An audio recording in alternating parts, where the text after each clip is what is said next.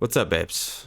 It is another wonderful week of One Piece, chapter 1149. I thought about not making a video. I am a little bit under the weather. As you can tell, I sound a little bit like Squidward. Um, but there was too much happening in this chapter not to talk about it, so no time like the present to discuss. Um, I'm done with the chapter story, like I told you. There wasn't even one for this one. Hopefully they're moving on to another one. But this chapter is really fun in a lot of ways.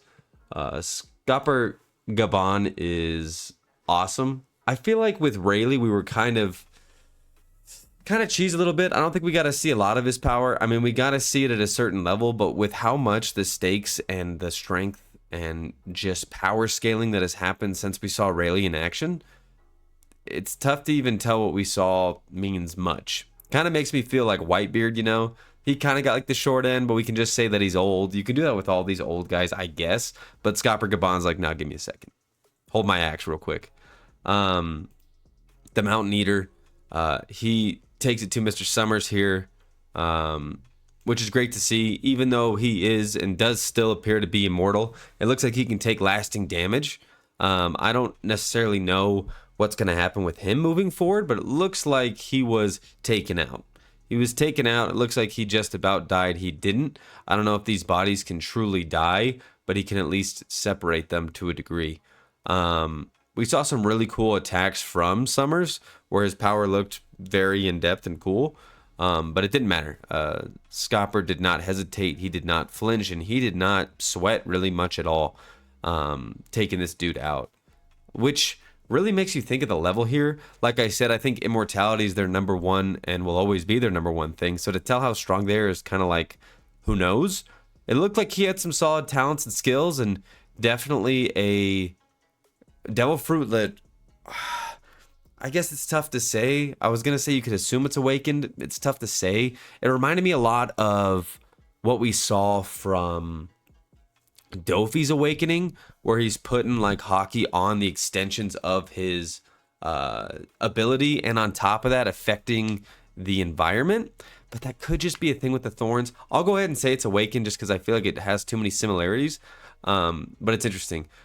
Chopper rushes after him, and he makes a good point. He's like, I don't know how he hit him, but that information is too vital for us to just let him run away, because clearly he's on a mission of his own. Scopper to go save his son, but he gets after it.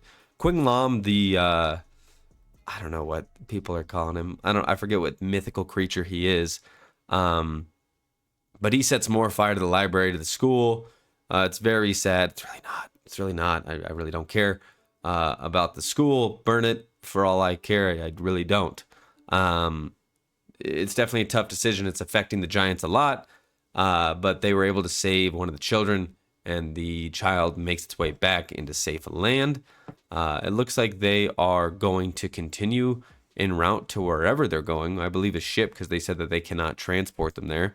But they continue. Scopper gets there in a flash. That dude is quick as hell. And it looks like he is going to take out, spacing on her name, the Arrow Lady. The Arrow Lady who, what the hell's her name? It's on the tip. Some with a G. Gunko? Gunko. It's Gunko, right? Okay, Gunko. Anyway, Gunko, dude. Colin, I didn't like him from the beginning because he was starting to show the soft side of the Giants already, and I don't like that. I like that the Giants were this prehistoric, ancient race of demon creatures that would just, beat up everybody. I know we're in this new age and new world, but I didn't like it from the beginning. It's not his fault, but for him to call out to his dad like that, I'm like, brother. And even Scopper's like, dude, come on. Why would you do that?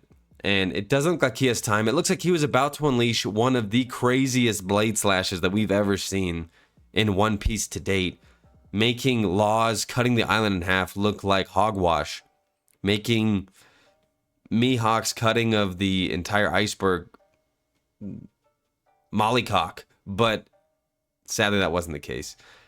He clearly has conquerors as well. We're seeing Black Lightning. That guy's not messing around. I think I already said that when he was originally fighting Luffy and Zoro, but he takes one for the team. He also has beautiful future sight, something that we're seeing from Shanks. So this dude is very strong, very powerful.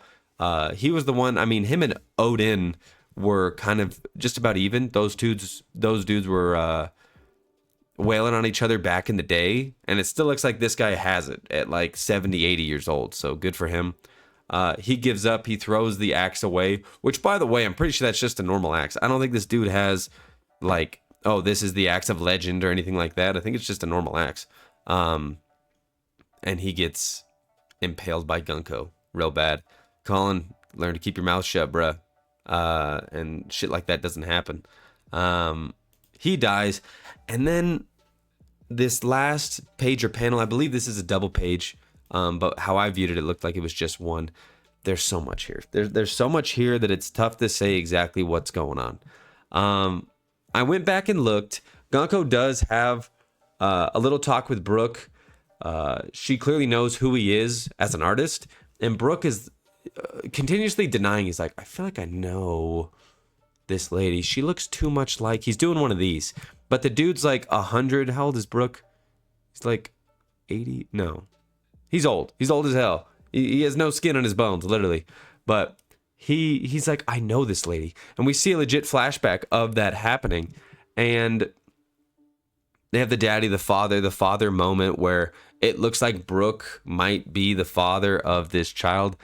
I still don't think so. I know it's like right in our face glaring. And I know it's even a theme for this arc. I'm like, Brooke was too busy. That dude's not a dad. He was too busy.